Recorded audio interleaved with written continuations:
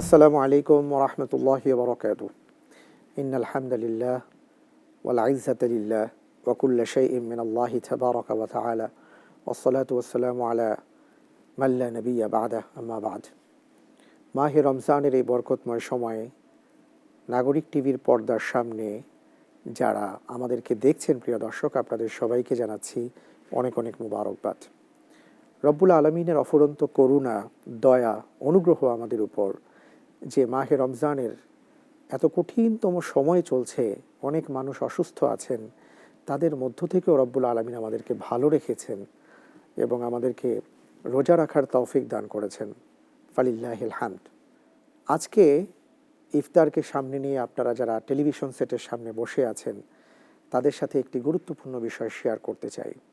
আর সেটি হচ্ছে, আমরা মাহে রমজানের যে সিয়াম সাধনা করছি, এটি হচ্ছে আমাদের ইবাদতের অন্যতম একটা ইবাদা, যাকে ইসলামের 5টি স্তম্ভের অন্যতম স্তম্ভ বলা হয়েছে। রাসূল সাল্লাল্লাহু আলাইহি ওয়াসাল্লাম ইরশাদ করেন, বুনিয়াল ইসলামু আলা খামস শাহাদাতি আল্লা ইলাহা ইল্লাল্লাহ ওয়া আন্না মুহাম্মাদান আবদুহু ওয়া রাসূলুহু ওয়া ইকামিস সালাহ ওয়া ইতাইজ যাকাত ওয়াল হজ ওয়া সাওমি রমাদান। একজন মানুষ যখন ইসলাম নামক সুশীতল ছায়ায় আশ্রয় লাভ করেন, তখন তাকে 5টি খুঁটি দেয়া হয়।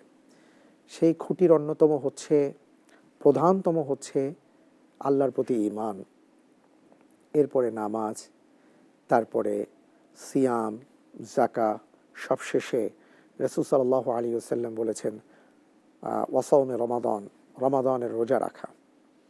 এবং পবিত্র কোরআনুল কারীমের মধ্যে রব্বুল আলামিন বলেছেন, ফামান শাহিদা মিনকুমুশ শাহরা ফালিয়াসুম, যে এই রোজার মাস পাবে সে যেন সিয়াম সাধনা করে।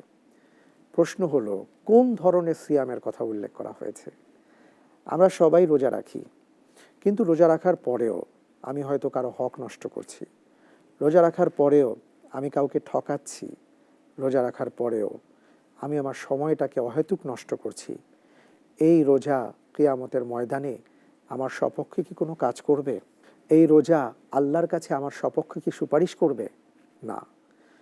যদি আমি সত্যিকার অর্থে রোজাদার হতে না পারি, তাহলে এই রোজার কোনো মূল্য রব্বুল আলামিনের কাছে নেই। তাই প্রিয় দর্শক, আপনাদের কাছে অনুরোধ করব, আমি আমাকে নসিহা করব, সেটা হচ্ছে রব্বুল আলামিন যেন আমাদের সবাইকে যথাযথভাবে হক আদায় করে প্রত্যেকটা ইবাদা পালন করার তৌফিক দান করেন, আমিন। যেমন হাদিসের মধ্যে এসছে, মাল্লাম ইয়াদা কাওলা যুর ওয়াল আমালা বিহি ফালাইসা লিল্লাহি হাজা আইয়াদা তাআমাহু ওয়া শারাবা। যে মন্দ কথা ছাড়তে পারল না, যে অশ্লীল কাজ ছেড়ে দিতে পারল না, যে পাপাচার থেকে বিরত রাখতে পারল না, তার রোজা রাখার মাঝে কোনো উপকার নেই। কিয়ামতের ময়দানে এই রোজা তার কোনো উপকার দেবে না। আমার হাত, আমার পা, আমার ভাষার ব্যবহার, সর্বক্ষেত্রে আমি রোজা পালন করতে পারছি তো? যদি সেইভাবে করতে পারি, তাহলে আলহামদুলিল্লাহ, এই রোজা কিয়ামতের ময়দানে আমাদের সপক্ষে সুপারিশ করবে। এই রোজার মাধ্যমে আমরা রাইয়ান নামক জান্নাতের দরজা দিয়ে প্রবেশ করতে পারবো। কিন্তু যদি সেটা না হয়, তাহলে এই রোজা আমাদেরকে অভিশাপ দেবে। এই রোজা আমাদের মাঝে এসছে মেহমান হয়ে, মেহমানের যদি কদর না করা হয়, তাহলে সেই মেহমানের অভিশাপ নিয়ে আমাদেরকে মরতে হবে। রব্বুল আলামিন আমাদের সবাইকে হিফাজত করুন। আমরা যেন যথাযথভাবে সিয়াম সাধনা করতে পারি, সেই তৌফিক আল্লাহর কাছে চাচ্ছি। আল্লাহুম্মা আমিন।